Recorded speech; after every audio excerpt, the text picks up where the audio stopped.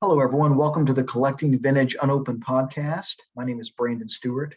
This is a podcast that's devoted to discussing anything and everything in regards to the collecting of vintage unopened sports cards and non-sports cards. And tonight's episode is going to be a little bit different because I'm discussing something that happened this past week that has made a lot of headlines. And this is going to be the last time that I actually discuss this because I don't want to dwell on it too much. But there's a few things that if you watch my YouTube channel, Brandon's Baseball Cards, if you're listening to this on the YouTube channel, I did a video that was discussing a recent controversy that was surrounding Baseball Card Exchange and their wrapping of what proved to be a fake case of first edition Pokemon cards that was a very expensive box that proved to be inauthentic.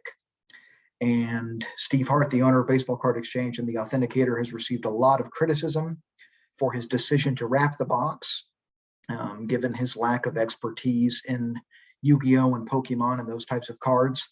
And all of that is understandable, and people are understandably upset, and some people feel disgruntled, and they're not sure, okay, well, can I have confidence in other material that's been wrapped by Baseball Card Exchange? And so tonight I'm going to discuss a few things related to this issue.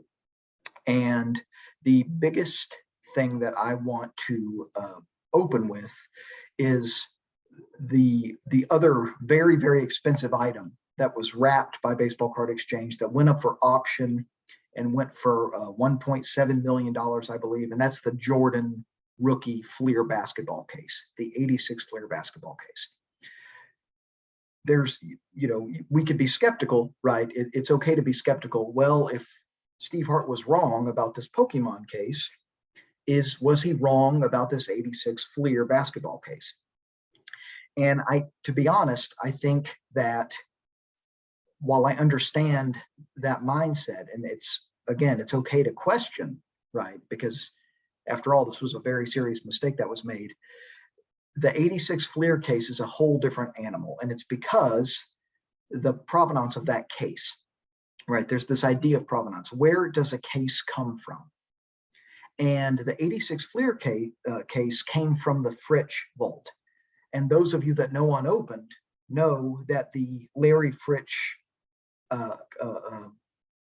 card dealers, right? This company that's been around for many, many years, based out of Wisconsin, family business. Their unopened material was direct from the distributors, and their unopened is considered basically infallible, right? If you get a rack pack from Larry Fritsch, for example, they have rack packs on their website right now. If you get a cello pack from their website, even if it's not graded or even if it's not authenticated, it's the real deal. And the reason I think we can have confidence in the 86 Fleer case that Steve wrapped is precisely because of the fact that it came from Larry Fritsch. And so it was in a warehouse for many, many years, but it was in a warehouse at the dealer that is one of the most respected for unopened, at least in regards to the provenance of the case. Okay, so these are inherently different things, right? And in addition, of course, there's the obvious other differences.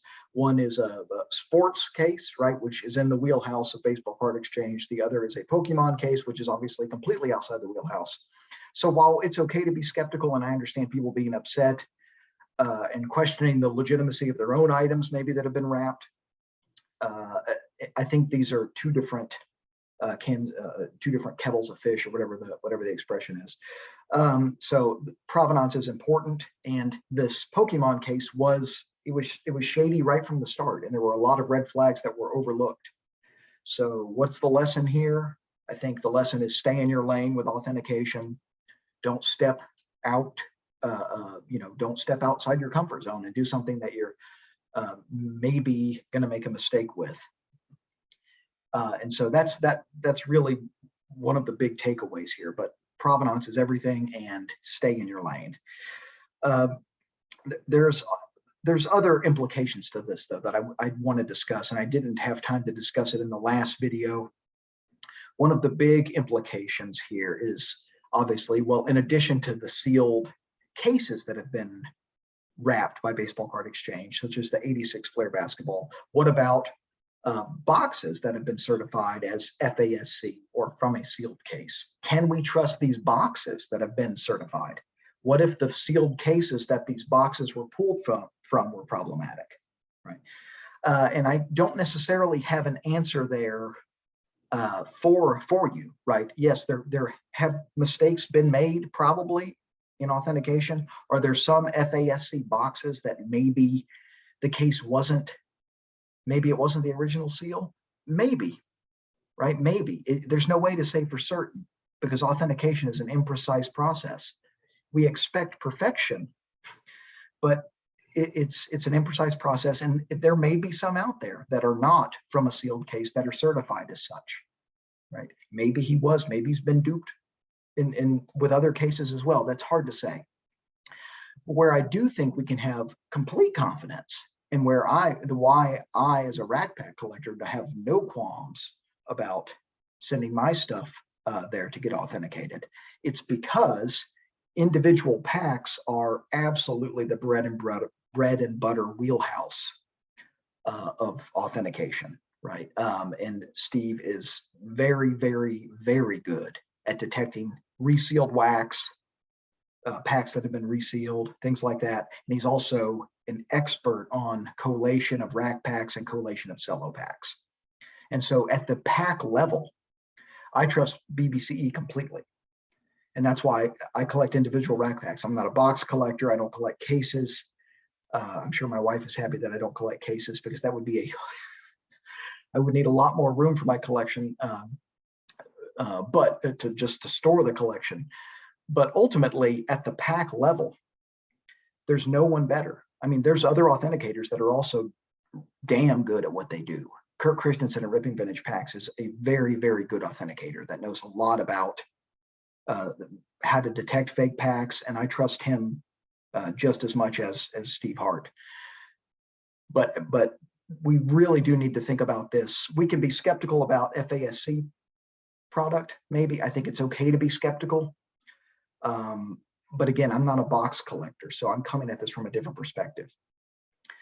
But in regards to the actual pack level or just regular boxes, if you send Steve Hart a box of 1981 Topps basketball wax packs and he inspects all the packs and puts his seal of approval on it, I trust that box it's the real deal because he's seen the packs, right? That's the problem. When you're wrapping a case, you literally have the tape on the case, and then I guess sometimes you have the other labels that are on the case, and it seems like it's a completely different animal, right? Actually determining if a case is in its original state.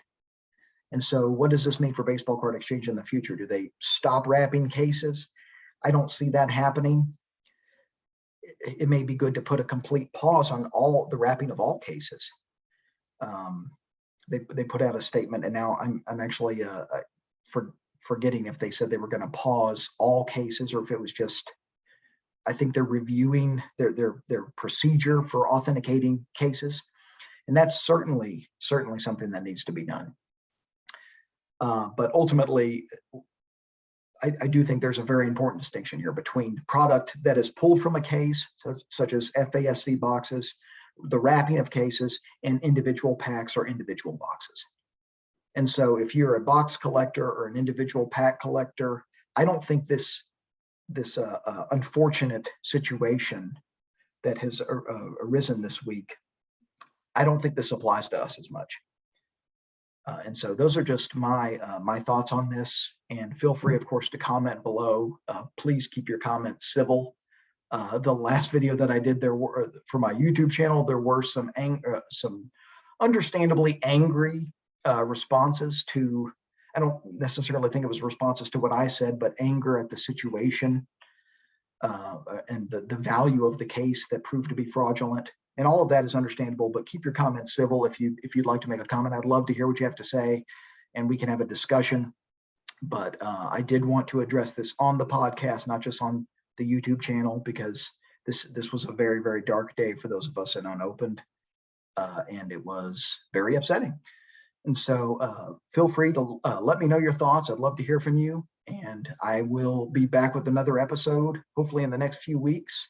And take care, everybody, and have a great rest of your weekend.